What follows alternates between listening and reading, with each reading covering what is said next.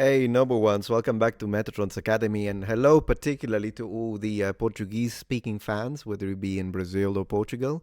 Let's see how much I can understand of your native language without having studied it as a native Italian speaker, fellow Romance languages and whatnot. Let's give it a try. We're gonna go through a range of videos. Let's start with something short, like a short 10 Portuguese phrases you should know. Well, if I should know it. 10 Portuguese phrases that you should know. Okay. Bom dia, boa tarde, boa noite. Yeah, I mean, but these are very basic. Oi, tudo bem? E aí?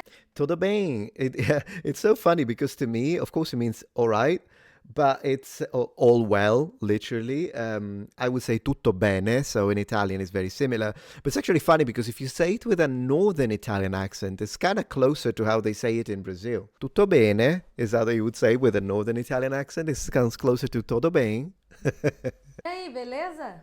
Obrigada. Wait. Tchau. What? Até mais. Abraço. Beijo. Wait a second.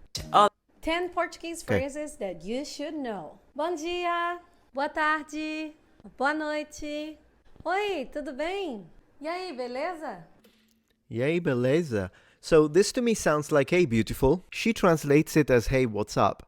Now, I don't know if it's because she's translating it contextually in English, so this is what we would use it as an expression when, say, Anglophones would use hey, what's up, but it actually literally means hey, beautiful. So if that's the case, then yeah, we do say ciao bella or ciao bello in Italian. So I guess, sure, I would understand it.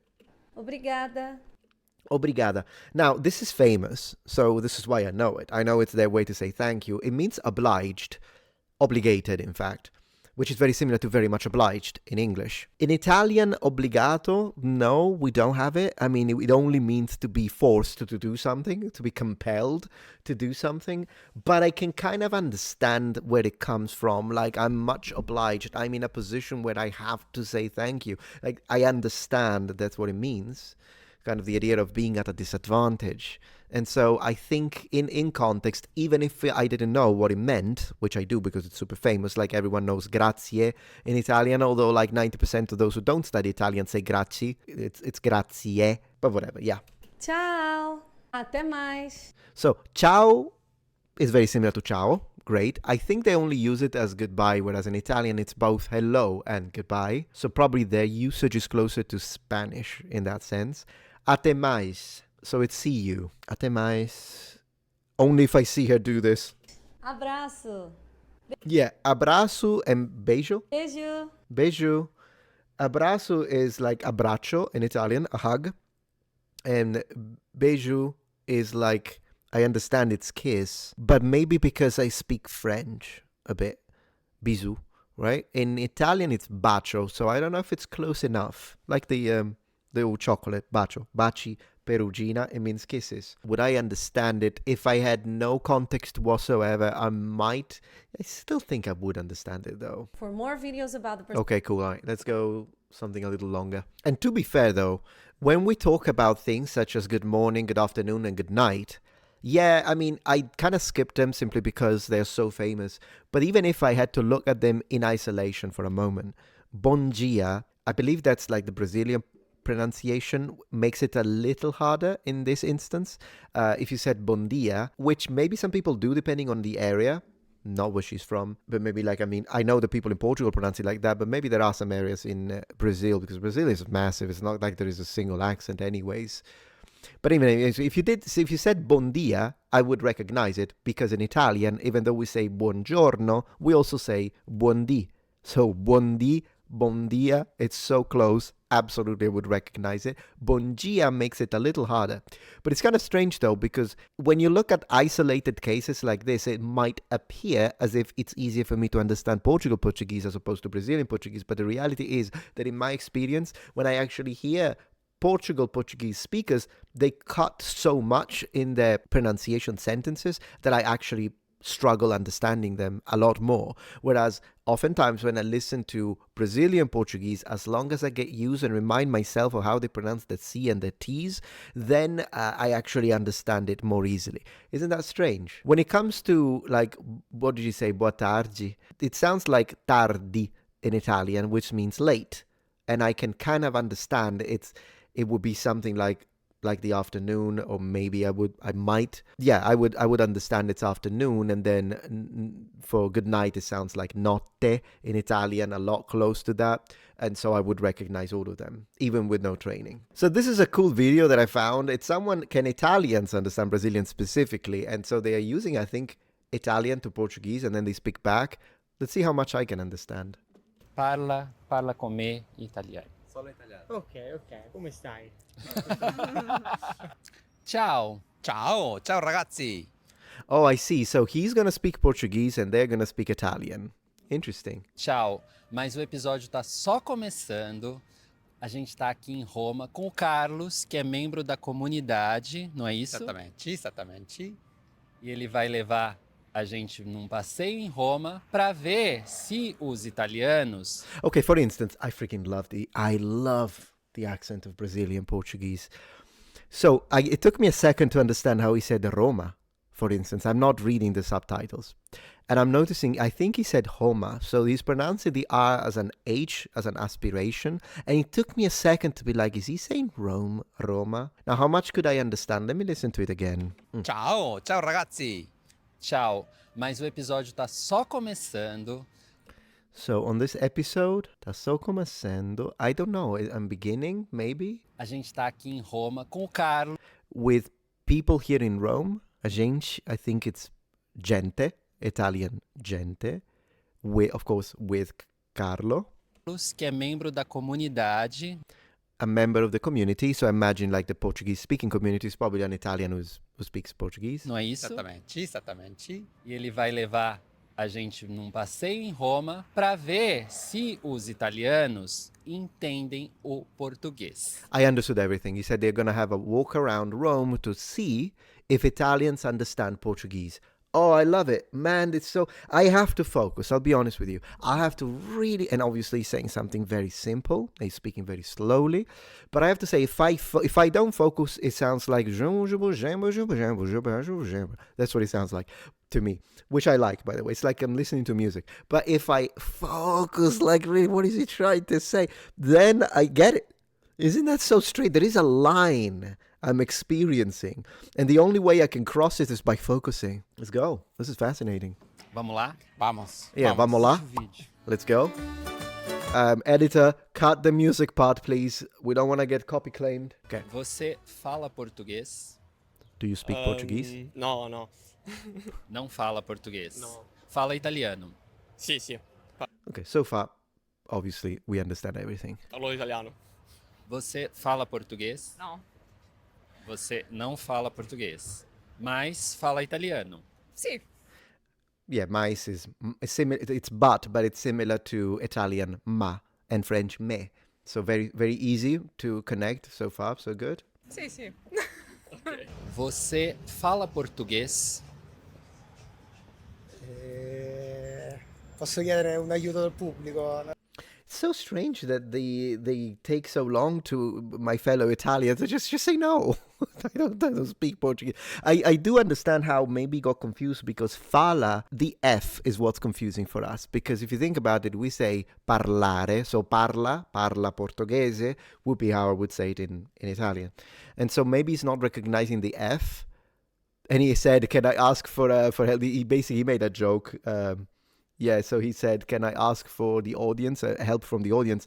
But it's a joke that the translation doesn't give that. It's basically what you hear when you, like in American England as well, but it's like when you watch those fortune wheel shows where like you need to guess, you roll the thing and you get the letters and you need to guess what it's saying on the screen. And then you can ask for, like you can call home, that kind of Cose joke. del genere.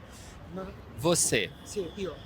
fala So, português? No. okay, so he understood it now. He was struggling with fala and I can see why. No, ok. Você fala português? No. Se parlo portoghese? No, non parlo portoghese. See, she understood. It's very cool. Você fala português? No. Você fala português? Tu parli portoghese? Você fala português? Vuoi? No. So she misunderstood você as vuoi, do you want? Whereas It's the plural, like he's being, I think he's being like polite, right, in the way he's saying it. But it's fine, it's fine. Tu parli portoghese? Você fala português? Tu parli portoghese? Yeah, that's what she did. She's translating it. It's fine. I don't know why he doesn't say.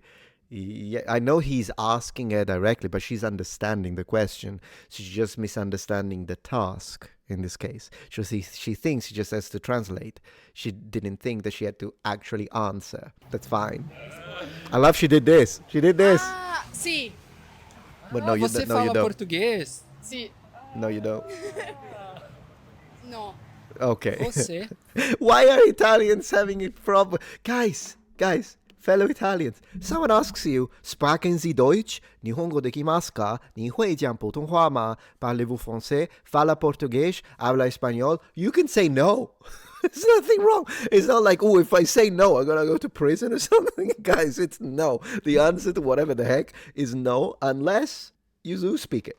If you do speak it, you can say, 对，我会讲一些普通话. Or you can say, 日本語できます。ありがとうございます. Or you can say, hablo español. Podemos haber una conversación. Whatever you like, but I mean, come on, guys. Je parle français. Bien sûr, je parle français. On peut parler français alors. Fala português? Voi parlate portoghese? Penso. See, so they're misunderstanding the task. They think they want you to translate. Okay, let's skip this because it's going to drive me nuts. Next. Como você se tornou membro do Easy Portuguese? Torno. So torno, I'm reading now that it means become. I would have absolutely misunderstood that as an Italian. So I'm so sorry, I'm just noticing it now. So I would have misunderstood that because it sounds like tornare, which means to return. But everything else I understood. So what I would have misunderstood here is that I would have thought, how did you return? Or how did you go back to being a member of the Easy Portuguese? Eu não lembro muito bem, mas eu comecei a assistir. Well, yeah, I don't want to hear an Italian speaking Portuguese. I want to hear a native speaking Portuguese. So, Clica nesse link e se torna um membro. okay, let me see. Ou comunidade do Easy Português. Vai ter um link na descrição do vídeo. Vai ter link na descrição do vídeo. So we have a video, or there is a link in the description of the video. I understood that, but it's YouTube Talk. Ou um link aqui no canto. Clica nesse link e se torna um membro. Yeah, so now that I know that it means become, see, I've just learned that. Click the link and become a member. The way he described the link in the corner, I know that's what he means, but I don't know how he described it exactly. Tá bom? Muito obrigado. Obrigado. Eu que agradeço. Qual é o seu nome? Yeah, what's your name? So extremely basic. Are they gonna say the name or are they gonna translate it? Come ti chiami? Nome? Riccardo. Ricardo. He did both. So interesting that he says Ricardo instead of Ric. So he goes Ricardo, didn't he? Fascinating. So the O is an U. I hadn't noticed that. Something a little harder. Let's go. Il giorno in cui sono nato? Não, lugar. É longe daqui? No, 10 minuti a piedi. De onde você é? É. De onde você é? I wonder why she repeated that. Maybe she liked it. Geongi. Look at this. If I read it, I would have read it deonde. So Geongi. It's the pronunciation that makes it harder for us Italians. Because if I see this written, I would understand of where you are, but whatever, or where you are. So where are you from? Yeah, I understand it if I read it, but if someone just ambushed me in the street and said, de onde você é, de onde, I would misunderstand it probably. So I see why she's not understanding it. De que lugar você é? De que lugar? I think lugar is, of what place. Lugar is clearly place. They seem confused. Like, look at her face. She's like, I haven't got a clue what he said. Lugar. It does sound like luogo a little bit. An Italian place is luogo. But then again, I do have experience in other languages. So if it was my dad, probably wouldn't understand lugar. Now that I think about it, yeah. No, mi arrendo qui. They Non ho gave capito. up. De onde você é? Non ho capito. We struggle with that. Yeah. Você nasceu em algum lugar. Nasceu is clearly nascere, so nato. Nasceu, nato. so or nata in this case, so to be born. Again, I would understand that. If I misunderstood Giongi, which I probably would, to be fair with you, if he did this, I would understand. Oh, he's asking me where I was born. Onde você nasceu? Onde você nasceu? Forse ho capito, se sono quando sono nato io, Not quando. il giorno in Not cui sono when. nato. Não, um lugar. De onde você é, o lugar onde você nasceu, a cidade do seu pai, da sua Cidade, pai. So the city, cidade is clearly city. Why are they not recognizing that? Cidade, città in Italian. It is different. Maybe if you were fluent in Spanish, ciudad, ciudad, cidade. Of course, some Spanish speakers do say ciudad, so the C can also be there. That's probably why I understood it. Cidade, in fact, if you just throw it at Italians without even any knowledge of Spanish, I would say would be difficult to understand. Again, paese in Italian. So it's like there is a whole section missing from an Italian perspective, which makes it difficult. mãe. De onde você é? They don't get it yet. Mas Zero. é não na universidade, onde você nasceu, o lugar de onde você veio.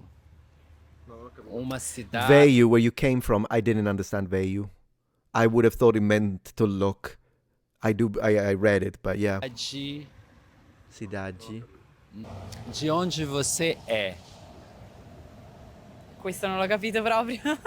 De que lugar você é?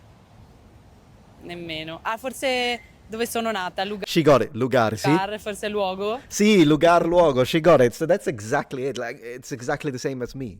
So exactly. So she had a problem with Giongi, but then second time she thought she connected to the word lugar. She understood it was luogo, and that's how she got it. Exactly. Dove sono nata, San Donà di Piave. De onde você é? E da dove vengo? Di dove You got it. Wow! Congratulations. sono? Ah, di Roma. Dai, di Roma, di qua. Você nasceu em Roma. Sì, sono nato a Roma. Hey, understood Naseu. Yeah, that's me too. I would have understood Naseu, so it's also like me. Guy did it. O lugar onde você nasceu. Onde você nasceu? Ho capito, sono di Canada. Yeah, and oh wow, she's goodness gracious, she's Canadian. So basically, she's trying to understand Portuguese in Rome. Wow. You know what's interesting? The more I think about it, ongi. Okay, from my fellow Italians, maybe one way to look at it that can help you remember it as well is since in Italian we say dove for where. Dove. Di dove sei is where are you from? Di dove sei? Or da dove vieni? Where do you come from? But dove. However, in poetic Italian, you can drop the D. And my Italians would be like, oh, because we do say ove. Ove si trova il mare, for instance. And so if you think about it that way, if you think about it in poetic Italian, ove, ongi, it's closer, isn't it? And I think that would help us understand it more easily. Man, this was such a fascinating experiment. I loved it. Okay, I'm going to keep it a little short for this video, but if you like it, I will continue make it into a series. So let me know in the comments. Bye.